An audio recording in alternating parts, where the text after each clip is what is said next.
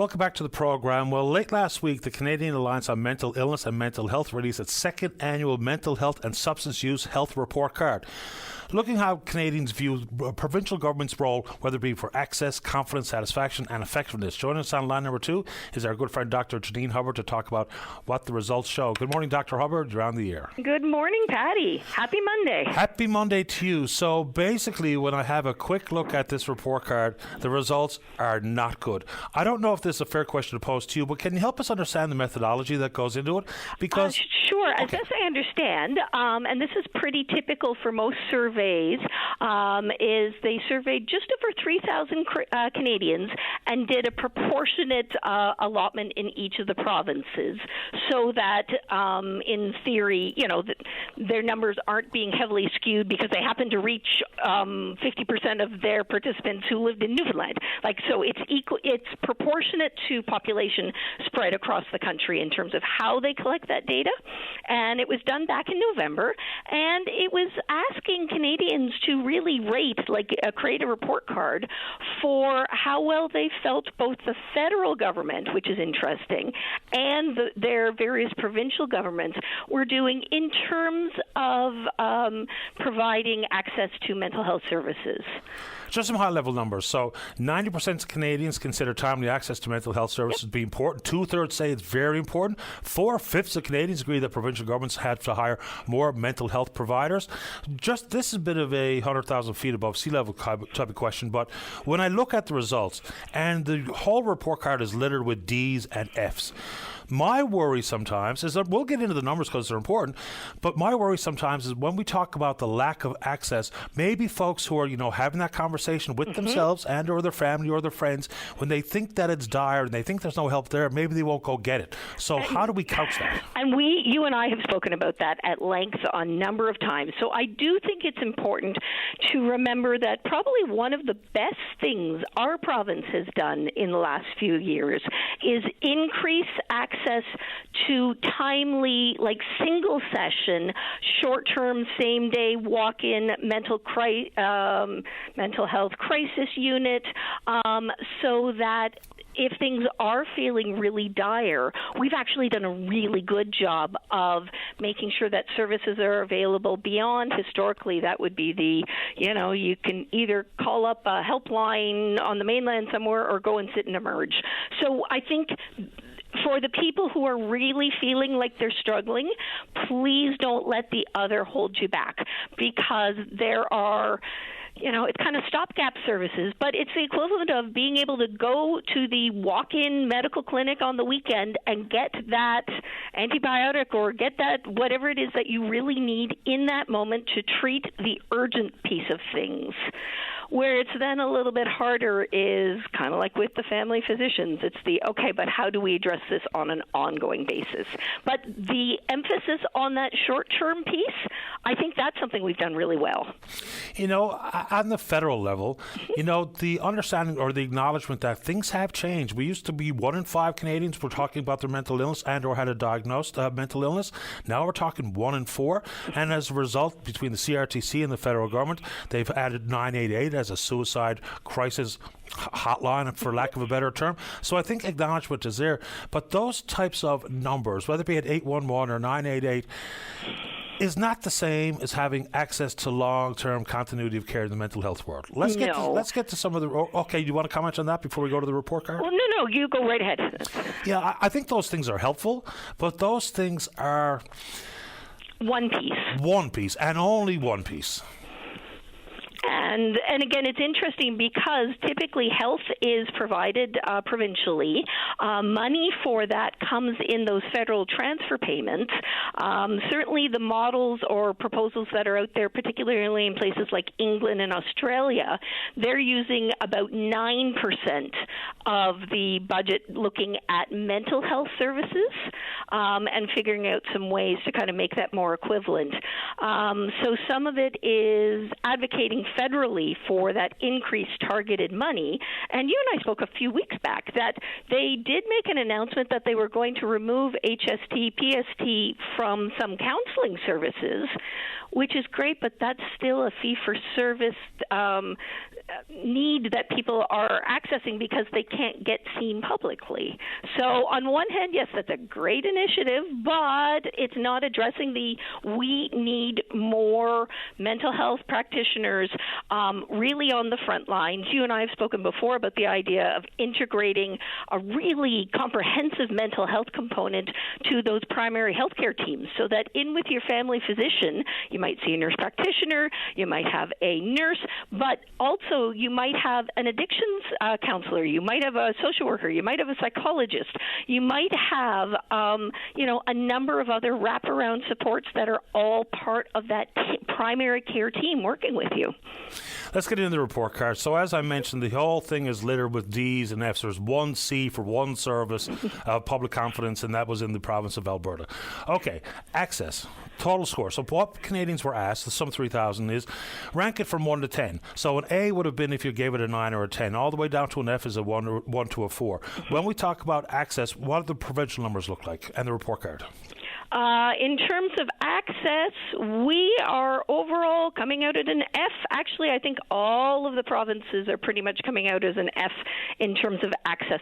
So that's things like being able to providing similar or equal access to mental health services when compared to physical health services. That's looking at wait times. Those are, I think, things that people are well aware of, that it is challenging, that there are good people out there, and, if you can jump through all the hurdles, there's services there, but they're certainly not a feeling that they're accessible. And even when we have an F in access and the issues inside of wait times and publicly funded mental health care services and the equity between physical and mental health, but all of a sudden in public confidence the score is a little bit better, which is interesting. So again, I think, and again, it's hard to know what we're comparing here precisely. Right. What I would say is none of these are passing grades by any means. So I think what we're sort of seeing here is they're sort of saying, we know that the service is there. We know that it might take us some time to get there, but there is good quality service if I can get there. I think that can be said for everything inside of healthcare in this province. Once you're in the churn, you're dealt with by real consummate professionals. Yep. The problem is getting there. There's another part of the report card which, as a man, I find a little bit confusing. Older Canadians and women give mental health services lower marks. I wonder, is that because men are, certainly when we look at the numbers, suicides and otherwise, men are highly resistant to try to go and get the help in the first place. Do you think that's the reason why the worst scores come from older Canadians and women? Well, it is really interesting. You're quite right. And I know they did try to break things down in terms of scores from people who had received services versus the general public who might not have had access to those services. And again, I'm always careful when I'm looking at a survey, even one like this that's quite statistically valid, about what's the key information that I want to take away from it, and whether or not that general difference. Again, it's hard to know. Is that more of a gender thing? Is that more of an experience thing? Is that more of a willingness to seek things out? I'm not sure. There were a couple of the demographic things that I did think were interesting, though. Such as? The fact that we know visible minorities have often felt not well serviced. They're still not wonderfully serviced, but they're a little bit more positive in terms of their attitudes. But members of the LGBTQ plus IA community do not feel like they're able to access services properly. And that's such an at-risk. We know the statistics there in terms of being at risk for things like suicide and severe mental illness, and we want to be able to provide those services. One of the areas that we started this conversation with is about trying to ensure that when people see this picture painted the way it is in this report card, that they don't deny themselves the want to go get some help. This is where the category, I think, shines a bit of a different light on it. Because the headline here says, people who are familiar with mental health services score them higher, but still give them failing grades. So if you're familiar with the service itself and access to and confidence in, and apparently it grows if indeed you've been in the churn. So maybe that goes to the optics of, the lack of access to long-term mental health care in the country, when in fact folks who are in give it a better grade, which I find interesting. I agree with you. The other thing that I thought was really interesting from the study was adding and including an emphasis on substance use, because that's often shuffled off and kind of thought maybe sometimes it isn't included when we're looking at mental health per se. So really talking about it as part and parcel in the same way we talk about mental health as being part of physical health, looking at things like substance use as also just being intertwined and interchangeable and equally important to address. Unfortunately, when you talk about those high-level numbers and we talk about substance abuse, there's only 44% of the country thinks that these issues regarding access to substance use health services is very important. That's a pretty low number. Yeah. And unfortunately, although we talk about stigma having decreased across the board in terms of some of the mental health, I think there certainly within the substance use population, I think there's unfortunately still, some shaming, some blaming, some not understanding the complexity of life circumstances and genetic circumstances and environment that can lead someone to be experiencing addictions. I still think there's very much a, not in my backyard. They just need to, get some willpower and fix it. And, of course, we know that's not the case. Well, it's certainly a massive oversimplification of a very complex issue. Physiological addiction is not a matter of willpower or a lack thereof. No. It's just extremely complicated. And the issue inside of that, though, is these are also talking about people who have a dependence on whether it be cannabis or any other drug and or alcohol, is their ability and their want to get some help. So we're not talking about people suffering in silence or people who have not acknowledged their concern. We're talking about people who have been surveyed who have been dependent on one thing or another and the help that they're getting. So it's important to note that when people want help, hopefully we can get them help, because that's the trick. Oh, absolutely. And I think, and the reason I thought the study was interesting, not because it was groundbreaking and new information, it really confirmed what we continue to hear, but at the same time, like a lot of bad news or things that are complex and hard, it's really easy to just keep brushing them under the table. So just that little reminder of, oh, right, this is still something that needs some major focus. There's a by-election going on at the moment. There may be more elections coming up. The more you can remind people of possibly some issues that they might want to be discussing with their politicians, that's never a bad thing.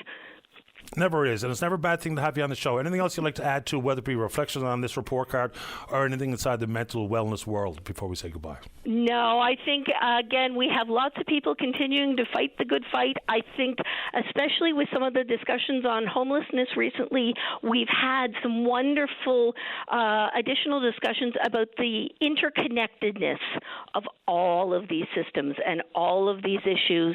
And it's not a one Band-Aid, you fix one thing and everything else is going to happen. People don't set out to be homeless. People don't set out to be addicted. People don't set out to, be unable to work due to a mental illness. This is complex. It's intertwined. It involves family history. It involves genetics. And we need to be targeting it from every possible aspect. I always appreciate your time, Dr. Hubbard. Thanks for this. Oh, anytime, Patty. Take care. Bye. All right, bye-bye. It's Dr. Janine Hubbard, child psychologist. So very quickly before we get to the break, so